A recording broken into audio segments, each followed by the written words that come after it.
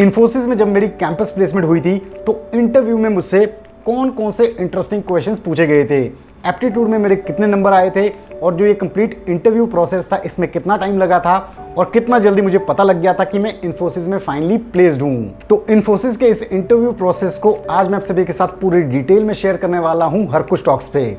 हर कुछ टॉक्स जहाँ पे मैं आप सभी के साथ शेयर करता हूँ अपने लाइफ के कॉर्पोरेट एक्सपीरियंसेस, कॉलेज एक्सपीरियंसेस और भी लाइफ के बहुत से इंटरेस्टिंग एक्सपीरियंसेस। तो अगर आपने अभी तक हर कुछ टॉक्स को लाइक और चैनल को सब्सक्राइब नहीं किया है तो फटाफट से कर लें।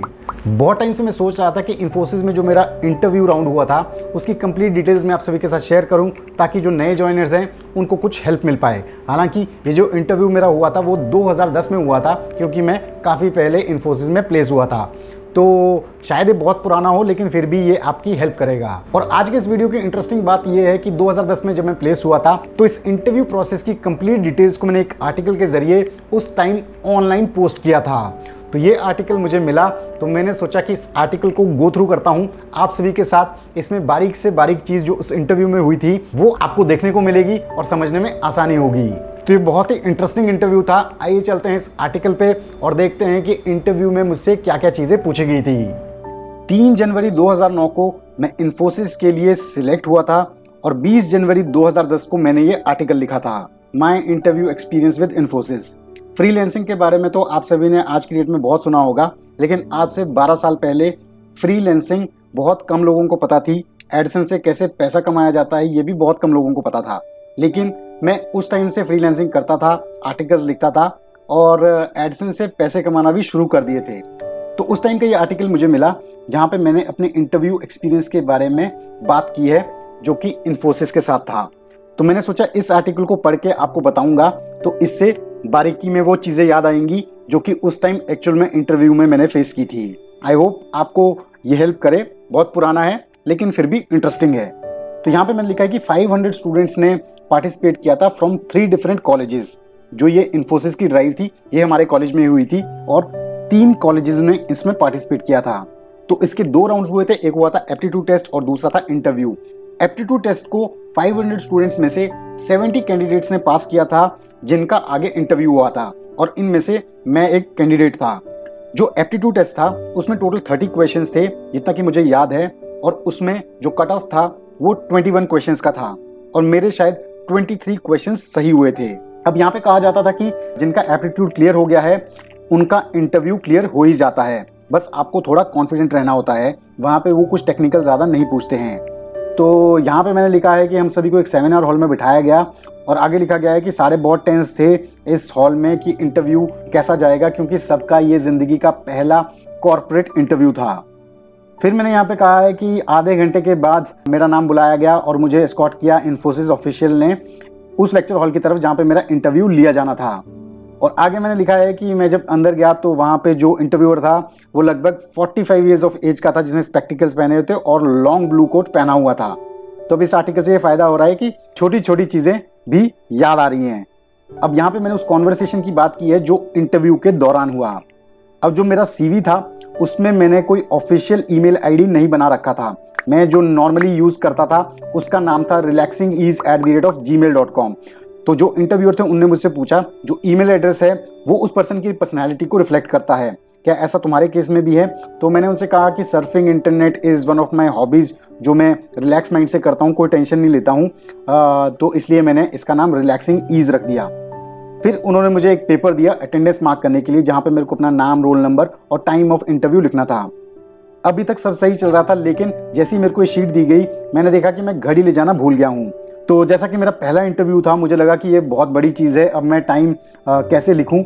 और जो मेरा फ़ोन था उस टाइम फ़ोन भी छोटे फ़ोन हुआ करते थे, वो मैंने स्विच ऑफ करके जेब में रखा हुआ था, इसलिए मैं वो भी निकाल के टाइम नहीं देख सकता था।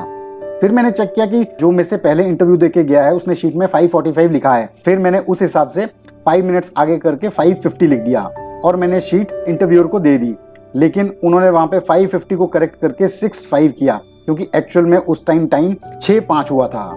तो मैंने अपोलोजाइज़ किया कि मेरे पास वॉच नहीं है, तो उन्होंने उस पर कुछ नहीं कहा। फिर उन्होंने रिज्यूमे में चेक की मेरी परसेंटेज। 10th में मेरी परसेंटेज 86% थी, 12th में 75 और फिर बीटेक में 67.3। तो उन्होंने पूछा कि ये ग्राफ एकदम नीचे क्यों जा रहा है। तो मैंने बड़ा इंटरेस्टिंग इसका जवाब दिया था कि सर मैट्रिकुलेशन और 12th में कन्फाइंड सिलेबस होता है, पर्टिकुलर टेक्स्ट बुक्स होती है सिलेबस वाइज, तो हमें उनके हिसाब से पढ़ना रहता है फाइनल एग्जाम्स के लिए और मार्क्स मिलते हैं। बट इंजीनियरिंग में कंसेप्ट टोटल डिफरेंट है, सिलेबस बहुत स्कैटर्ड होता है, हमें वैरायटी ऑफ बुक्स को सर्च करना पड़ता है सिलेबस कंप्लीट करने के लिए, सिर्फ उसे पढ़ने की बात तो दूर है। तो सारे एफर्ट करने के बावजूद हमें 90% सिलेबस ही मिल पाता है और उसमें से हम लर्न कर पाते हैं केवल 80%। तो 80% अगर लर्न किया है तो उसमें से अटेम्प्ट होता है 70%, और 70% में से ऑब्वियसली मार्क्स पूरे 70% तो आएंगे नहीं, 60% मार्क्स आते हैं। तो मैंने कुछ ऐसा रीज़न दिया, तो वो उसके बाद थोड़े से हंसने लग गए। तो फिर उसके बाद उन्होंने मेरी कुछ एक्स्ट्रा करिकुलर एक्टिविटीज़ देखी। मैं उस टाइम पे फ्रीलांसिंग कर रहा था, जैसे कि इस वेबसाइट पे इंडिया स्टडी चैनल पे, और एक और वेबसाइट पे मैं एज ए वेब मास्टर काम कर रहा था। तो उसके बारे में उन्होंने जानना चाहा कि भाई तुम क्या करते हो। तो मैंने बताया कि ये ऐसी एजुकेशनल वेबसाइट है, यहाँ पे मैं आर्टिकल्स लिखता हूँ, यहाँ पे मुझे एज ए एडिटर भी हायर किया गया है, तो ऐसा कुछ मैं हॉबी टाइम में करता हूँ। फिर उन्होंने मुझे पूछा कि रीसेंट आर्टिकल तुमने कौन सा लिखा है इसमें, वो बताओ, उसके बारे में कुछ बताओ। अब मुझे उस टाइम एकदम तो कुछ याद आ नहीं रहा था, लेकिन फिर भी थोड़ा सोचने के बाद मैंने उन्हें एक रीसेंट आर्टिकल के बारे में बताया जो कि मैंने लिखा था, why we are all excited to know our future. तो उसके बारे में थोड़ी सी ब्रीफिंग दी। यहाँ पे मैंने लिखा था कि भाई जो लोग आपके फ्यूचर बताते हैं वो लोग अपना फ्यूचर क्यों नहीं ठीक करते हैं, तो आप अपने कर्म पे विश्वास करें, सिर्फ किसी की प्रेडिक्शंस पे विश्वास ना करें। ऐसा कुछ मैंने इसमें एक्सप्लेन किया था। तो उन्होंने मेरे दूसरे रोल के बारे में पूछा, उसके बारे में भी मैंने बताया, और बस ये एक जेनरिक सा इंटरव्यू हुआ ऑलमोस्ट 30 मिनट्स का, और उसके बाद उन्होंने मुझे जाने को कह दिया। तो ऐसा था इन्फोसिस का मेरा पहला इंटरव्यू। ये चीज़ें मुझसे पूछी गई, और फिर उसके बाद लगभग शाम को 8-9 बजे के करीब फाइनल रिजल्ट्स आए, और ये बताया गया कि मेरा इंटरव्यू भी हो गया है और मैं फाइनली इन्फोसिस में प्लेस हो गया हूँ। तो ये बहुत बड़ी बात थी उस टाइम मेरे लिए। खैर अब तो काफ़ी टाइम हो गया है। तो आई होप आप सभी को इस इंटरव्यू से कुछ ना कुछ हेल्प ज़रूर मिलेगी। तो कैसा लगा आप सभी को मेरे इन्फोसिस इंटरव्यू का ये आर्टिकल जो मैंने 2010 में पोस्ट किया था। इसके अलावा सॉफ्टवेयर इंडस्ट्री से रिलेटेड, कॉर्पोरेट लाइफ से रिलेटेड अगर आपके कुछ सवाल हैं जो आप मुझसे जानना चाहते हैं, क्या पता उस पर भी मेरा कुछ एक्सपीरियंस हो, तो ज़रूर मुझे बताएं कमेंट सेक्शन में। क्या पता फ्यूचर में मैं उन पे वीडियोस लेके आऊँ। और अगर आपको वीडियो पसंद आया तो इसे लाइक करें और चैनल हर कुछ टॉक्स को सब्सक्राइब कर लें और इस वीडियो को ज़्यादा से ज़्यादा शेयर करें। So thanks for giving your time. जल्दी मिलेंगे हर कुछ टॉक्स के नेक्स्ट वीडियो में। टिल देन, जय हिंद।